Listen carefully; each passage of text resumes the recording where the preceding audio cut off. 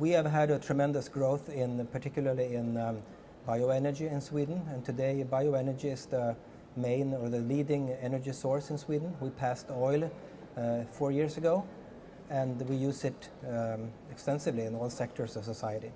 So it's something you would argue, would suggest to be introduced. It's been introduced in other countries, in Scandinavia, the Netherlands. Yeah. It should be introduced worldwide, do you believe?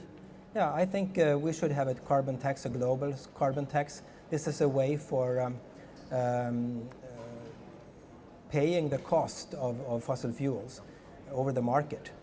I mean, we have the polluter pays principle, which means that the polluter should pay for the long-term cost of his activity. And the carbon tax is a perfect way to do that. I mean, it sounds like common sense, plain common sense. It sounds like a simple measure to employ. Why are other countries not employing it? What are the obstacles? What are the objections to a carbon tax being applied across the world? I think the objections are mainly political, because people are afraid of new taxes, and they think that this is going to raise the general tax level. So what we have done in Sweden, we have had a tax switch. So we have lowered income taxes at the same time as we have introduced this tax or raised this carbon tax. And it's actually quite high today. If you buy heating oil in Sweden, the price is about double compared to the market price. So it makes it virtually impossible to use heating oil today for house heating, for example.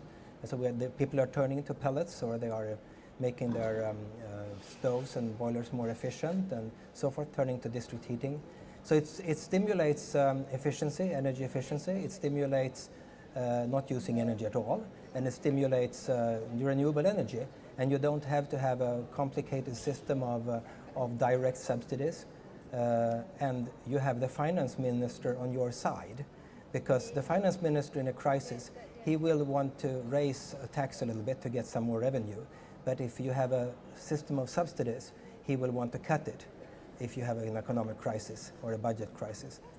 So that's a very important and good argument for a carbon tax, that you are on the same side as your finance minister.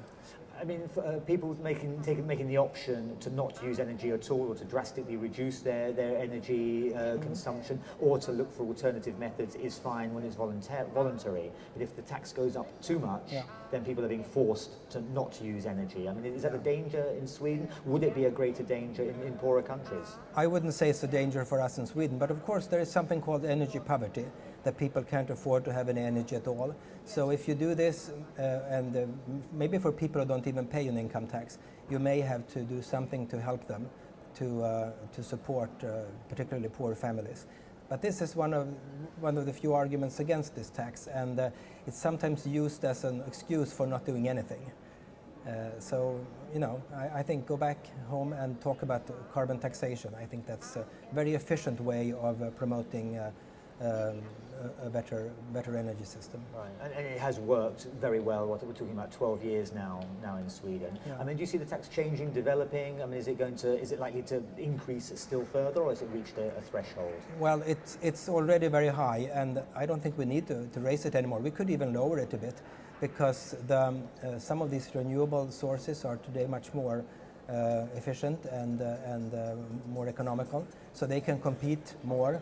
And also the oil prices have gone up globally. So you could say in a way that the high oil prices globally, they work as a carbon tax on the markets. I think it's important to say too that we in our organization, we believe in the market economy.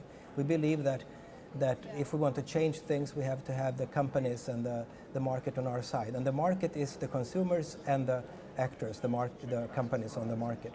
I mean, do you believe this is a message that's being heard here in Doha, or other countries seriously considering introducing carbon tax? I mean, is this a message that you bring to the conference? Well, there is a proposal in the European Union to have a common minimum carbon taxation all over the European Union.